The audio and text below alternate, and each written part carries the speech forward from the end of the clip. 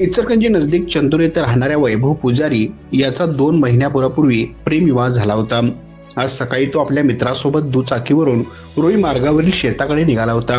सकाळी 10 वाजताच्या सुमारास तो लक्ष्मी मंदिराजवळ पोहोचताच काही अज्ञात हल्लेखोरांनी दुचाकी अडवून वैभवला खाली पाडलं आणि त्याच्या मित्राला बाजूला ढकललं।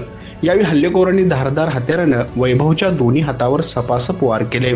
जीव वाचवण्यासाठी वैभव सैरभैर पळताना जमिनीवर कोसळताच पुन्हा त्याच्या डोक्यात वार करून हल्लेखोर पसार झाले। त्यानंतर वैभवच्या मित्रांनी त्याला उपचारासाठी आयजीएम रुग्णालयात दाखल केलं, मात्र त्याची प्रकृती गंभीर बनल्यानं प्राथमिक उपचारानंतर त्याला खासगी रुग्णालयात हलवण्यात आलं। वैभवच्या प्रेमविवाहात अडथळा ठरणाऱ्या मुलीच्या नातेवाईकांनीच हल्ला केला असावा असा संशय व्यक्त करत पोलिसांनी त्यानुसार तपास सुरू केलाय।